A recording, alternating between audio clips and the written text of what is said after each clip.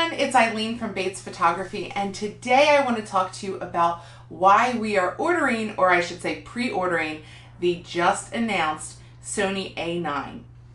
And I have to say, if you can see my desk here, I have a couple of cameras. The journey to the A9 started with this bad boy here, the A6300 last year. As most of you know, this followed up the A6000, which was wildly popular from Sony. So when this came out, we decided to switch over to Sony and give it a try, and we love it. We absolutely adore the A6300, and it's still in use. We use this for real estate photography. We use it for weddings. We use it for regular portrait shoots. Basically, very versatile. When you start using a camera, you kind of find out what it is that you wish your camera had. There's things that you love about your camera, and then there's things that you're like, oh, you know, we really need something. Well, as you can see, this has the Zeiss Batis 25, which I adore. And paired with the 6300, unfortunately, this Zeiss Batis does not have stabilization. So we were looking for a full frame camera that had stabilization, which brought us to the A7 series. We were looking at the A7R2 and we wanted to upgrade.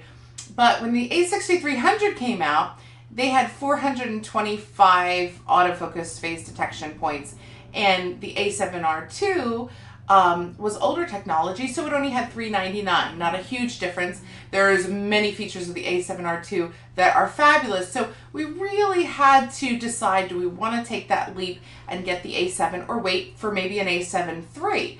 So we decided, let's wait and see, but we really want that stabilization.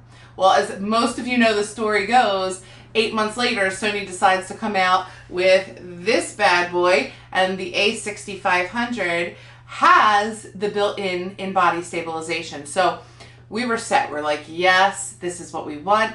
They didn't change the autofocus because they didn't have to. Really the fastest of its kind at that time. And for an APC sensor, I have other videos. Actually, you can check out our videos on shooting the A6500 for models, or hands-on with the 85 Zeiss Batis, and just does a fabulous job for portraits and anything you can want.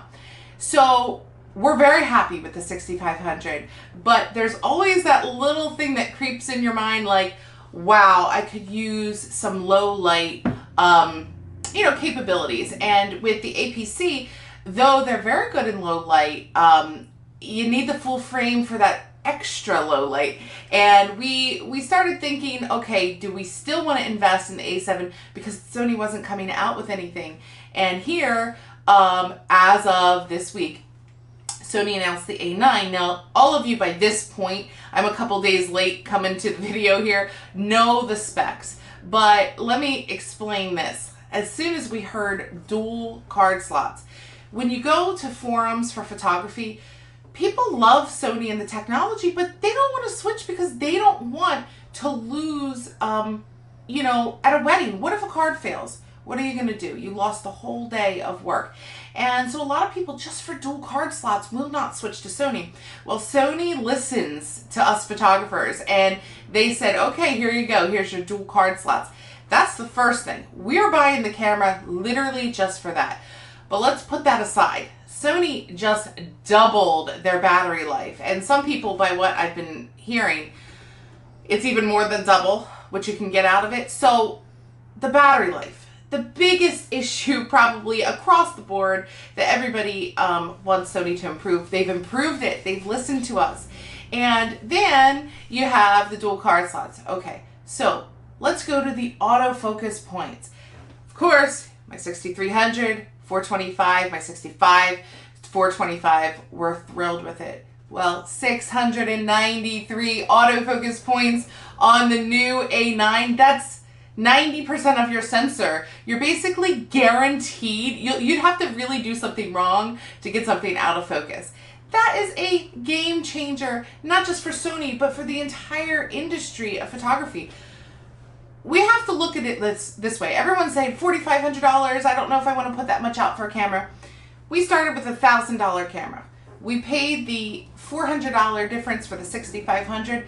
Basically for that in-body stabilization. There, the touch screen is there, but we don't use it too much.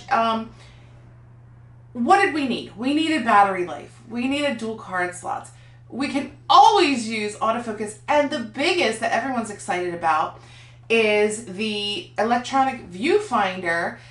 When you shoot now 20 frames per second raw, the compressor and the new technology allows you to absolutely just see it live. So, I mean, okay, we were sold with the dual card slots, but when we heard that 20 frames per second raw and then also uncompressed raw. So let's talk about megapixels, 24 megapixels. For those that love the A7R2, and there are so many photographers that we love and respect that adore their 7R2, you know, they love that 42 megapixel resolution. But a lot of people say that 24 megapixels is a sweet spot, especially those that get very frustrated with Lightroom. If you get frustrated with Lightroom, like all of us do, 24 megapixel files is just fine. And we're excited, so if you stay tuned to our channel, as soon as we get it, there's shipping starting in May. We don't know where we are on the list. Please stay tuned because we love our Zeiss Batis lines. We have the 85, we have the 25, we have a Zeiss 2.8. Here we like our Rokinon manual. We use this for our real estate. So please stay tuned to our channel and we'll be showing you all of these lenses paired with the A9. So thanks so much for watching. Give a thumbs up if you enjoy and stay tuned, guys.